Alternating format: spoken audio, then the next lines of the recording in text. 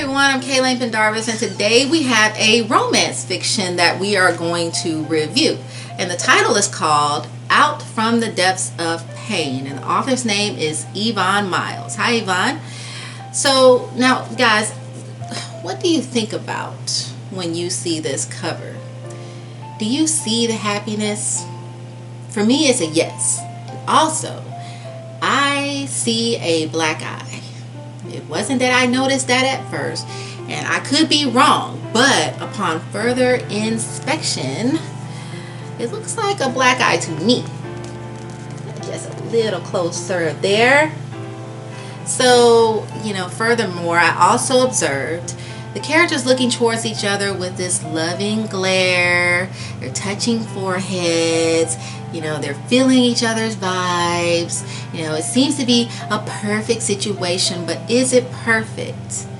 That's the question. Is this a mere facade? The woman seems to be just so in love. He seems to be so in love. It's just a heartwarming situation, right? The title contradicts what's going on here because the book is about domestic violence. So I actually thought that was clever. And now the description on the back of the book here made it even more suspenseful. So Leah St. John thought she had it all. She was marrying a senator who treated her like a queen, a man who always wanted to be around her because he couldn't get enough of her, or so it seems. This was not a spoiler. It was just enough to have me want to read more. So the protagonist in the book, we have Leah. She's Leah St. John. Okay, now she's a really good girl. She's very likable, one of those, straight A students it seems, and she's always obedient to parents and all that. She's that type of girl. And then we have another character, which is Kreayshawn. He's that really nice type, husband type gentleman. He's just that one you want to take home, y'all, and just be married to. He's that type. And then we have Tamar, which is the best friend, and I'll get to her in just one moment. So my first 10 pages of this book. Now, the author mentioned here that she really loves romance novels. Those are her favorite types of books, and it's really good to know that she's increased her experience by having a variation of other authors' writing. And she said that she's new to writing right off. I'm not seeing that. And yes, Kim does know, that's me speaking about myself in the third person, that authors can be phenomenal in their first trip to the pages. It was more of a shocker to me. If she's been writing for 10 years, I wouldn't really know. It was just, you could just not tell. She was just so awesome in everything. So in the beginning, I got a healthy feel of the author's sense of humor, mostly in the first 2 pages when she said that Leah and David were sitting in a tree. Kissing. Now, if any of you guys remember that song actually moves to, first comes love, then comes marriage, then comes the baby and the baby's carriage. Okay, well, that really brought me back to my childhood. Yet we are supposed to get all of this from the first bit, and we are supposed to feel this warmth, like a fire is burning behind us in a fireplace, and it's just so warming. And that was accomplished. Yvonne was truly ideal in giving that more or less down-to-earth imagery. I got really into your writing style, Yvonne. Immediately, it was very casual, and also it was very more or less an emotional read. Now, Yvonne, you did a really good job at describing everything naturally, to the point in which I was rather afraid at some times, especially by the antagonist, David. He was formidable, and what did it for me was the tragic circumstances centering their honeymoon. Now, not to go too much into detail about that, so not to spoil, that was scary and rather sad, because no one should have their happiness crumble into bits the way it did. I hated him. You have no idea. Okay? And it takes a lot for me to really hate someone. So, you accomplished something with that. And really good how you turned on the light and turned the switch off to darkness consistently and believably. Now, there were some other highlights here. The layout of the book is awesome. So take a look at that. All right, so we have just the situation here with a lot of words on the pages, a lot of weight. And another thing that I liked was the author displays a very natural dialogue. She became the characters in that showed. Okay, it reminded me of how I would speak to my best friend and more or less interact with loved ones, family, and so on and so forth. That, gatherings, and she was just very natural. She switched. You could tell the different personalities that were present. Now, the book, it carries a dark undertone, Yvonne. The scenes of abuse were very detailed, and also they were tragic, more or less. You can see and feel every movement of Leah and what was happening to her when those situations happened. And you felt that fear, when someone just flips the script, as they call it, on you. One minute they're this way, the next minute they're somebody else, and it's like, what happened? So if you are not prepared to deal with the things that Leah experienced, this is more or less a warning to you. The gentleman in the book was very abusive, and a gentleman, he's David, okay? There was nothing gentleman about him at all, okay? David, okay? He was very abusive. And now Yvonne did well in showing us those activities and the more or less misery that centered around every circumstance, every situation that set him off. And so you were really just there. You didn't want to be, but you were there. So those parts were rather difficult to read. It was good and it was believable. Now, when things grew to the brighter side, I liked how Leah was made to not be that girl who she was just gonna be on the rebound and go jump into another relationship. She didn't really, have that trust, and that was natural, that was normal, that was definitely very authentic for you to not make that situation cliche. Okay, and Krishan, he had a lot of patience, and it was more of a natural patience that he had for her. So those are all the great and wonderful things that I actually liked. Those things stood out to me. There were some lowlights. Now, I think that there was an opportunity to be more visual of the characters' line of sight. I couldn't see what was around the characters at all time. Was there dirty clothes in the corner? Was there a drapery that she liked, a favorite color? Was there a plant, in the corner? Did the setting, wasn't really described. I couldn't see what was around them. So, that was very important to have us actually be placed, us being the readers, in the room with the characters.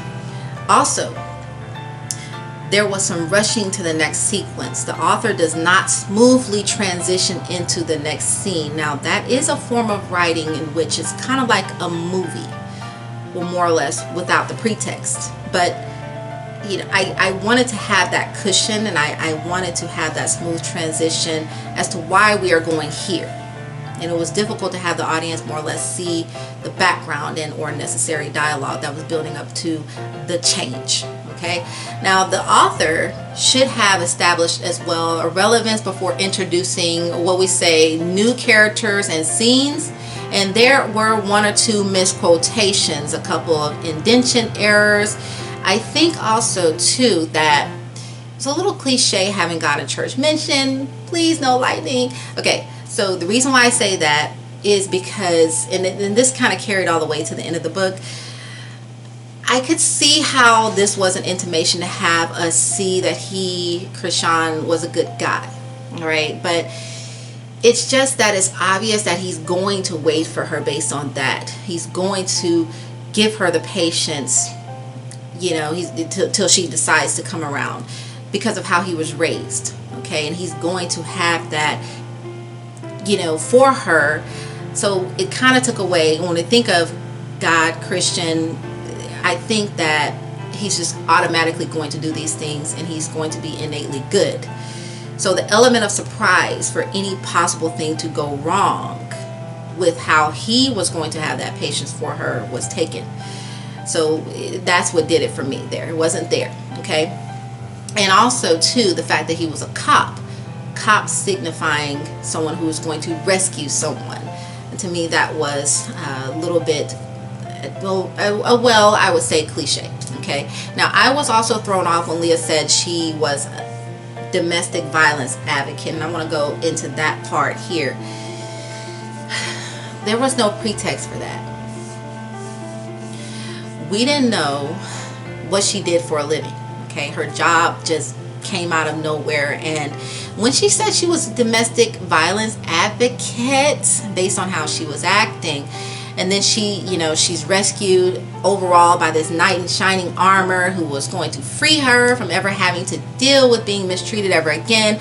I didn't see how she could be a domestic violence advocate. I would think for someone who doesn't really have a lot of background on that, which is me, she's supposed to help people move on. She's supposed to help them move forward, or more or less be emotional support for them and just be there for that person to help them get through it. But she herself is doing the opposite. So she's showing people one thing, perhaps there wasn't a lot of explanation on that, but then she's coaching people on one thing and then she's doing another.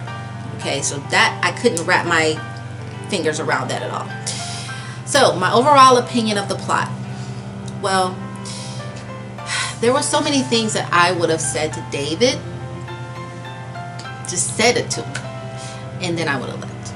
Okay, and probably not just said it to him. I probably would have done it to him too, but he definitely would have gotten something from me, and then I would have left that whole situation. So knowing that I would have done that, and there was something different that took place, that was intriguing.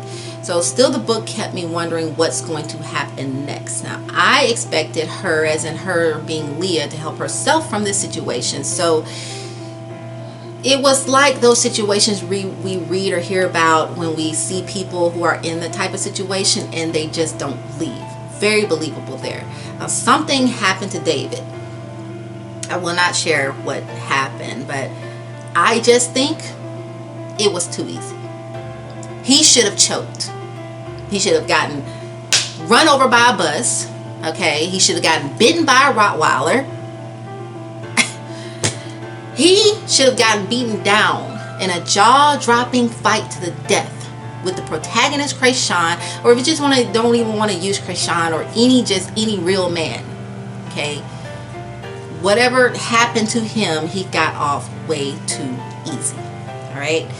So just some discrepancies. Now, I said earlier that I was going to cycle back to Tamar, the best friend, the BFF. Okay.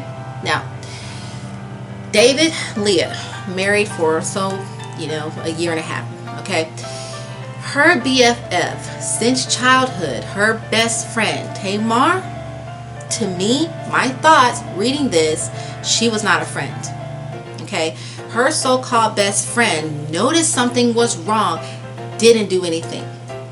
Now, I thought that was crazy because she's supposed to be the best friend, not just any friend. She's the best friend. She's supposed to know when said friend is having issues. She's supposed to know when said friend is having mood swings, when there's even just bruises. She's supposed to be able to see it. She's supposed to see her friend. Okay, now it just goes to show that, and I question whether she saw it or not, but it just goes to show that there are sometimes those situations where your friends are not really your friends. I didn't like it. Okay, so there was no conversations about the beatings in a whole 1.5 years. All right, now to me, for this to work, it would have been more realistic for the time frame of the abuse to be shorter, possibly around about 2.5 months. Then we can say, okay, there's no noticing of these types of situations. All right. Now, my final judgments. would I say here that I was confused at any point while reading? Yes. Okay. Did I care about the characters? Yes. Did it have a compelling plot? Yes. Was the dialogue believable? Yes. Is there any questionable, profane, graphic content? Yes. And who would I recommend this book to? I would say readers who are interested in romance and also survivors of domestic abuse. And for your book clubs and comments down below if you so choose to check it out. What did you think of the book's cover? How well does it convey what the book is about? And if you're wondering why I critique, check out my book, Seekers of the Shadow Heart, Seekers of the Shadow Souls, and 74 Tears on File. They can be found on our online self-published bookstore, Amazon.com. Purchase the books, read them, and make your own critique. Please be sure to like and subscribe to the channel if you learned anything today. And until next time, I'll see you in the next video. Bye.